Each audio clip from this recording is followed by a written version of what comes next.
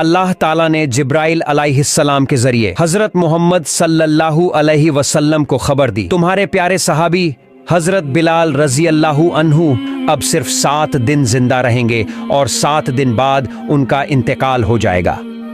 अल्लाह की तरफ से ये खबर पाकर हजरत मोहम्मद सल्लल्लाहु अलैहि वसल्लम ने हजरत अली और हजरत उमर रजी अल्लाहु अन्हुमा को बुलाया और फरमाया, ऐ मेरे सहाबियों, मुझे मालूम हुआ है कि मेरे प्यारे सहाबी बिलाल अब सिर्फ 7 दिन जिंदा रहेंगे, लेकिन मुझे ये भी मालूम है कि उन्होंने अभी तक निकाह की सुन्नत अदा नहीं की है। इसलिए तुम लोग जाओ, मदीने के हर घर में जाकर देखो कि कोई अपने बेटी का निकाह मेरे इस प्यारे सहाबी से करने को राजी है या नहीं। लेकिन सुन लो, तुम्हें उस बाप को यह बात जरूर बतानी होगी कि बिलाल सिर्फ 7 दिन और जिंदा रहेंगे। रसूल सल्लल्लाहु अलैहि वसल्लम का हुक्म पाकर हजरत अली और हजरत उमर रजी अल्लाहु अन्हुमा निकल पड़े।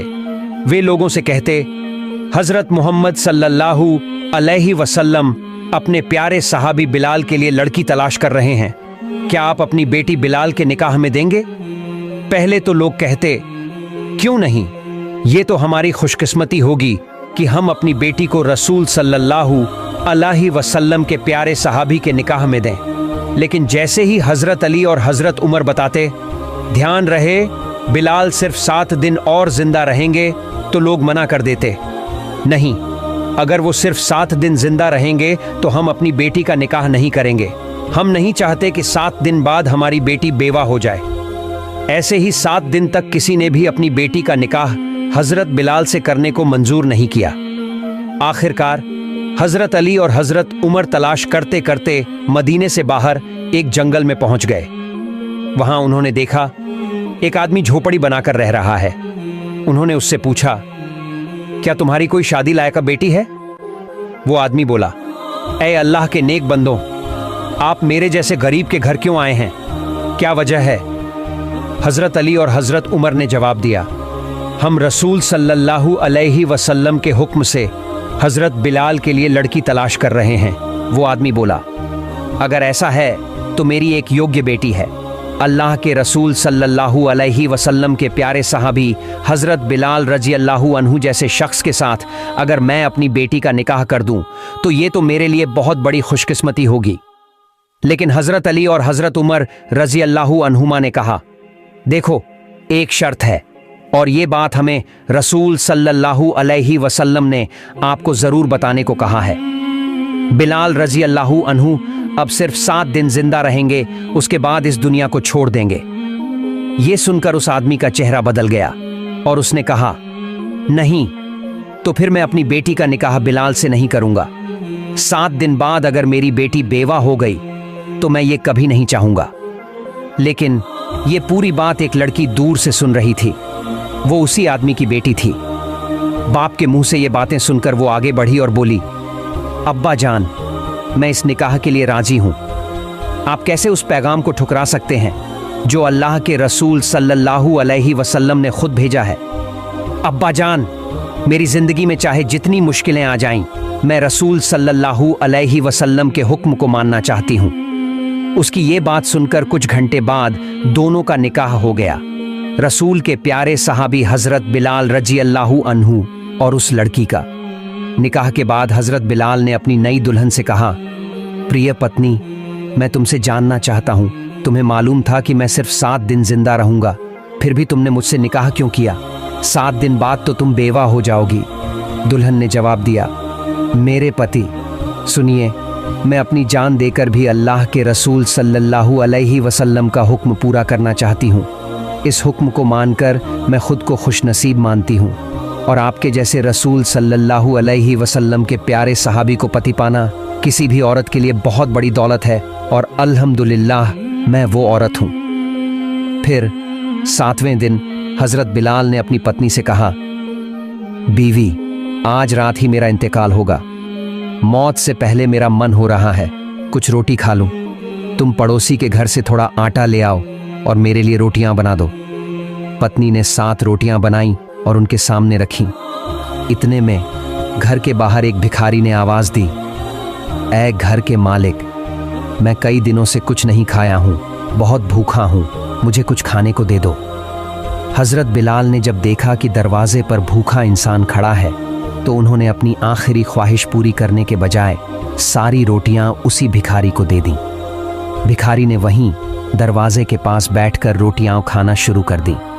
जब हजरत बिलाल का वक्त मौत आया तो मलाकुल मौत हजरत अजराइल अलैहिस्सलाम हाजिर हुए, लेकिन जैसे ही वो घर में दाखिल होने लगे उन्होंने देखा कि दरवाजे के बाहर एक फकीर बैठा है जिसने रास्ता रोक रखा है।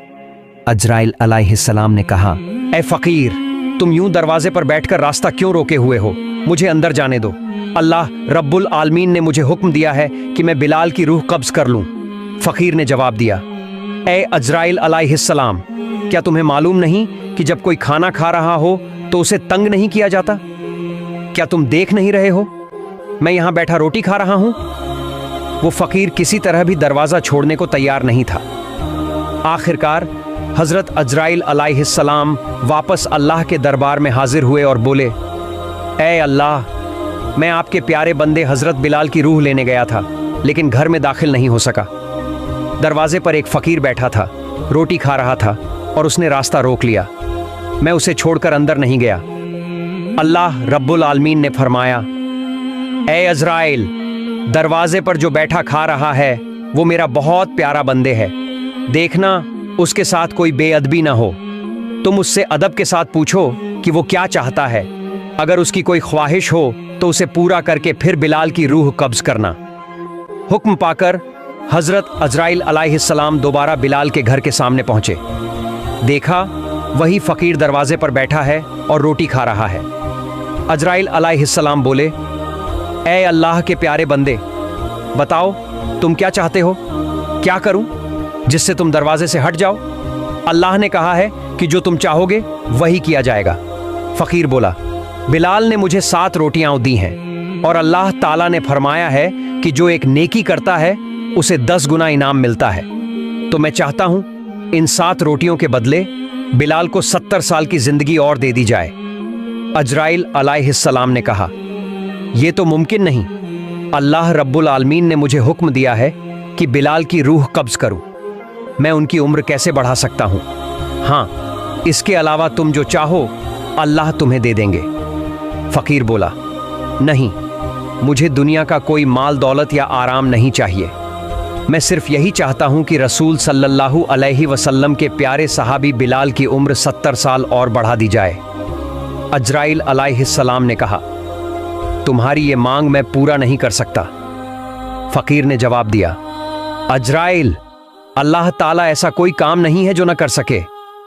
अगर अल्लाह बिलाल की उम्र 70 साल नहीं बढ़ाएंगे तो मैं भी 70 साल यहीं बैठा रहूंगा और रोटियां खाता रहूंगा।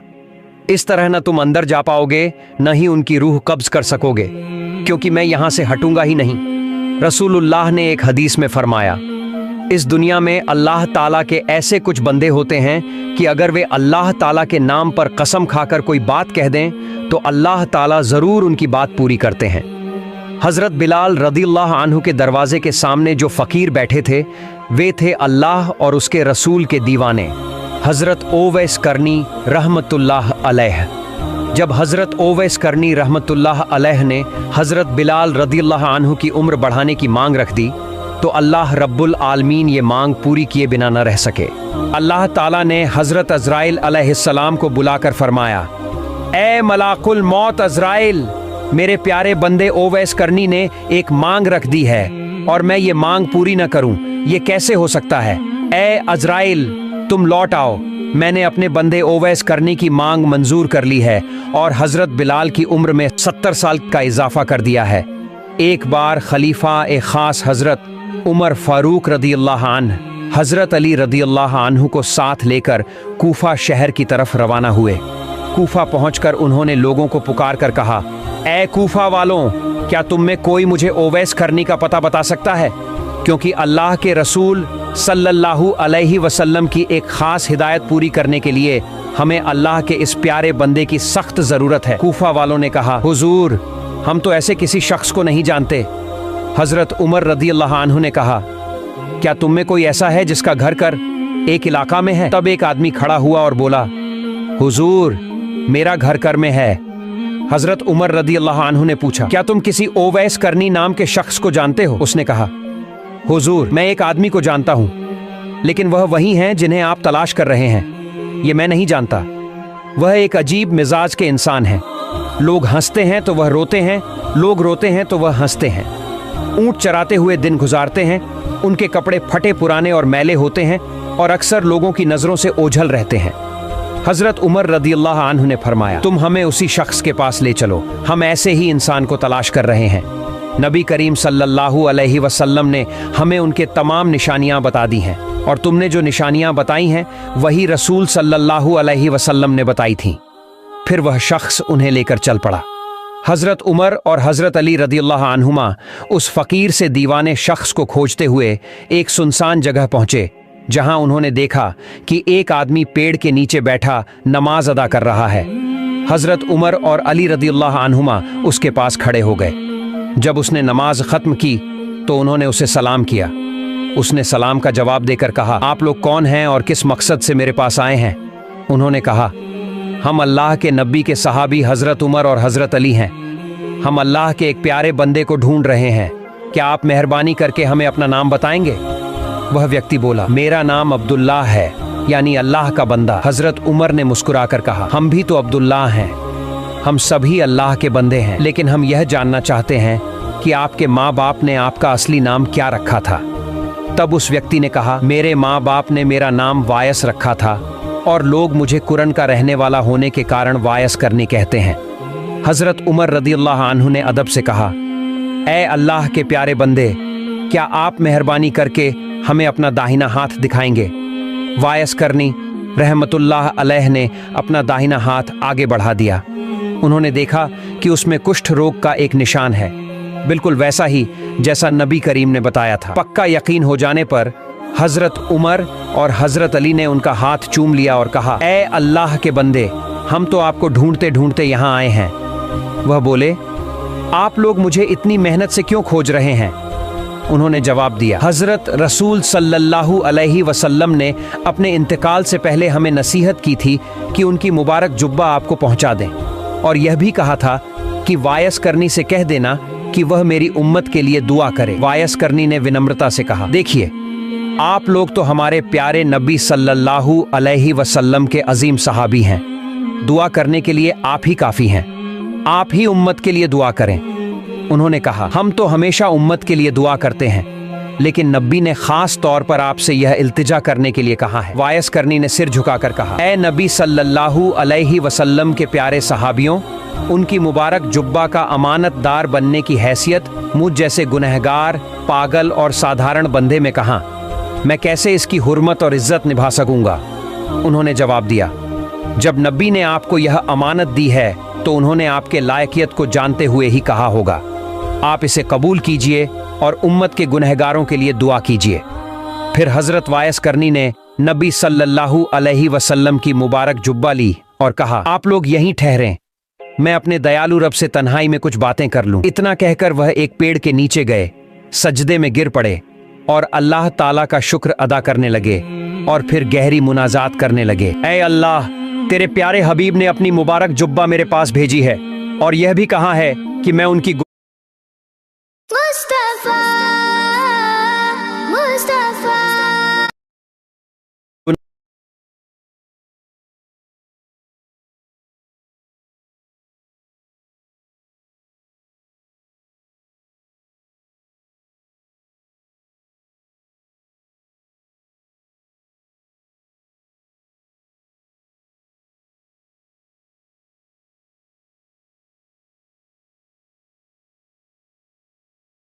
हजरत अली और उमर रदियल्लाहु अन्हुमा को जिम्मेदारी दी। उन्होंने भी अपना फर्ज पूरा कर दिया, और तेरे प्यारे हबीब ने मुझे भी एक जिम्मेदारी दी है कि मैं उनकी गुनाहगार उम्मत के लिए दुआ करूं। तेरे हबीब ने अपना फर्ज पूरा कर दिया। हजरत अली और उमर रदियल्लाहु अन्हुमा को जिम्मेदारी दी। उन्होंने भी अपना फर्ज पूरा कर दिया, और तेरे प्यारे हबीब ने मुझे भी एक जिम्मेदारी दी है कि मैं उनकी गुनाहगार उम्मत के लिए दुआ करूं। तो ए रहमत वाले, मैं तेरे प्यारे हबीब के वास्ते उनकी तमाम गुनाहगार उम्मत के लिए दुआ करता हूँ, तू उनको माफ़ कर दे। इस दुआ पर अल्लाह ताला ने फरमाया, ऐ ओवैस, तू सजदे से सर उठा, तेरी इस दुआ की बरकत से मैंने उम्मत मोहम्मदी का एक हिस्सा माफ़ कर दिया। ओवैस करनी रहमतुल्लाह अलैहि ने कहा, ए अल्लाह, जब तक तू सारी उम्मत को माफ नहीं करेगा मैं सजदे से सर नहीं उठाऊंगा और तेरे प्यारे हबीब की जुब्बा भी नहीं पहनूंगा। अल्लाह ताला ने फरमाया, ए ओवैस, तेरी दुआ की वजह से मैंने उम्मत मोहम्मदी का 1/3 गुनाह माफ कर दिया, अब तू सजदे से सर उठा। ओवैस करनी रहमतुल्लाह अलैहि ने फिर कहा, ए अल्लाह, जब तक तू अपने प्यारे हबीब की पूरी उम्मत को माफ नहीं करेगा मैं सजदे से नहीं उठूंगा और उनकी जुब्बा भी नहीं पहनूंगा। अल्लाह ताला ने फरमाया, ए ओवैस, तेरी दुआ की वजह से मैंने उम्मत के आधे गुनाह माफ कर दिए, अब तू सजदे से सर उठा। ओवैस करनी रहमतुल्लाह अलैहि ने कहा, ए अल्लाह, तू पूरी उम्मत को माफ कर दे तभी मैं सर उठाऊंगा। उधर हजरत उमर और अली रदियल्लाहु अन्हुमा काफी देर से खड़े खड़े थकने लगे, यहां तक कि थोड़ा बेचैन हो गए। फिर उन्होंने सोचा, देखें तो ओवैस करनी क्या कर रहे हैं। जब वे पास पहुंचे तो ओवैस करनी रहमतुल्लाह अलैहि का ध्यान टूट गया। उन्होंने अफसोस के साथ कहा, अगर आप लोग बस एक लम्हा और रुक जाते तो मैं अल्लाह से सारी उम्मत के गुनाह माफ करवा लेता, लेकिन आपके आने से मेरा ध्यान टूट गया और मैं वो मकाम हासिल नहीं कर सका। यह सुनकर हजरत उमर और अली रदियल्लाहु अन्हुमा अफसोस करने लगे और तौबा की, ए अल्लाह, तेरे प्यारे बंदे का ध्यान तोड़ने के लिए हमें माफ कर दे। फिर हजरत अली रदियल्लाहु अन्हु ने ओवैस करनी रहमतुल्लाह अलैहि से पूछा, ए अल्लाह के बंदे, आप अल्लाह के रसूल से इतनी मोहब्बत करते हैं, फिर भी उनकी जिंदगी में मदीना आकर उनसे मुलाकात क्यों नहीं की। ओवैस करनी रहमतुल्लाह अलैहि ने मुस्कुराकर कहा, अच्छा, आप लोग तो हमेशा हजरत मोहम्मद सल्लल्लाहु अलैहि वसल्लम के पास ही रहते थे, जरा बताइए उनके मुबारक चेहरे पर जो भौहें थीं वो जुड़ी हुई थीं या उनके बीच में फसला था। तब हजरत उमर और अली रदियल्लाहु अन्हुमा ने कहा, ए अल्लाह के प्यारे सहाबी, हमने तो उनके सम्मान और मर्यादा के ख्याल से कभी उनकी ओर नजर उठाकर भी नहीं देखा। वाइस करनी रहमतुल्लाह अलैह ने कहा, रसूल करीम सल्लल्लाहु अलैहि वसल्लम को मैंने कभी नहीं देखा, फिर भी मैं कह देता हूँ कि उनके चेहरे मुबारक की भौहें मिली हुई थीं। मेरा दिल बहुत चाहता था कि मैं रसूल करीम सल्लल्लाहु अलैहि वसल्लम का दीदार करूं, लेकिन मेरी एक माँ थी जो बहुत बूढ़ी और बीमार थी। उनकी सेवा शुश्रूषा के लिए इस दुनिया में मेरे सिवा कोई नहीं था, इसलिए उन्हें छोड़कर मैं रसूल करीम सल्लल्लाहु अलैहि वसल्लम से मिलने कभी नहीं जा सका। इसके बाद उमर रदियल्लाहु अन्हु ने वाइस करनी रहमतुल्लाह अलैह से अर्ज किया, आप अल्लाह ताला से मेरे लिए दुआ कर दीजिए। वाइस करनी रहमतुल्लाह अलैह ने कहा, मैं किसी शख्स के लिए खास तौर पर दुआ नहीं करता, मैं तो हर नमाज के बाद यही दुआ करता हूँ, ए अल्लाह, अपने प्यारे हबीब सल्लल्लाहु अलैहि वसल्लम की वो सारी उम्मत जो ईमान के साथ इस दुनिया से रुखसत हो उन्हें माफ फरमा दे। अगर आप ईमान के साथ इस दुनिया से जाएंगे तो आखिरत में मेरी ये दुआ आपको ढूंढ लेगी। तब उमर रदियल्लाहु अन्हु ने कहा, जनाब, क्या मैं आपके गुजारे के लिए कूफा के गवर्नर को एक खत लिख दूं ताकि हर महीने आपको एक तय रकम मिलती रहे जिससे आप आराम से जिंदगी गुजार सकें। वाइस करनी रहमतुल्लाह अलैह ने 2 दिरहम दिखाते हुए कहा, ये 2 दिरहम मैंने ऊंट हाँक कर कमाए हैं, क्या आप मुझे ये जमानत दे सकते हैं कि इन्हें खर्च करने तक मैं जिंदा रहूंगा। अगर जिंदा रहने की कोई गारंटी नहीं दे सकते तो फिर आपका नजराना लेने की क्या जरूरत। उमर रदियल्लाहु अन्हु ये सुनकर आंसू बहाने लगे और बोले, ए अल्लाह के बंदे, इस दुनिया में किसी की मौत की गारंटी कौन दे सकता है। अफसोस, हम लोग दुनिया में इतने पागल और मशगूल हो गए हैं। आप जैसे अल्लाह के प्यारे मासूक बंदे मौजूद हैं, तभी अल्लाह रब्बुल आलमीन आपके वसीले से हमें रोजी देता है। अगर आप जैसे लोग ना होते तो अल्लाह ताला हमें एक बूंद पानी भी ना देता। वाइस करनी रहमतुल्लाह अलैह ने कहा, अब आप लोग मुझे इजाज़त दें, मुझे हमेशा लोगों की नज़रों से दूर रहना पसंद है। उमर रदियल्लाहु अन्हु ने कहा, ए अल्लाह के प्यारे बंदे, अगर कभी कोई ज़रूरत हो तो हमें याद कीजिएगा। वाइस करनी रहमतुल्लाह अलैहि ने जवाब दिया, ए अल्लाह के प्यारे सहाबी, अल्लाह ही मेरा सबसे अच्छा सहारा है, मैं अपनी हर ज़रूरत उसी के सामने रखता हूँ, दुनिया के किसी भी बड़े से बड़े मखलूक के सामने नहीं। यह कहकर वाइस करनी रहमतुल्लाह अलैहि उनसे विदा लेकर चला गया। बयान किया जाता है कि एक बार वाइस करनी रहमतुल्लाह अलैहि कुछ लोगों के साथ एक जहाज में सफर कर रहे थे। जब जहाज समंदर के बीच पहुंचा तो जबरदस्त तूफान और बारिश शुरू हो गई। सभी लोग घबरा गए, शायद जहाज अब डूब ही जाएगा। लोग चीख चीख कर अल्लाह रब्बुल आलमीन से दुआ करने लगे। तभी उन्होंने देखा कि उसी तूफान और बारिश के बीच एक फकीर समंदर में उतर गया। हैरत की बात यह कि वो समंदर के पानी में सज्जादा बिछाकर नमाज पढ़ने लगा। सभी समझ गए ये अल्लाह के प्यारे बंदे हैं। वे पुकारने लगे, ऐ अल्लाह के दोस्त, हमारे लिए दुआ कीजिए ताकि अल्लाह हमें इस मुसीबत से बचा ले। तब वाइस करनी रहमतुल्लाह अलैहि ने कहा, तुम सब अपना माल और दौलत छोड़कर पानी में उतर जाओ।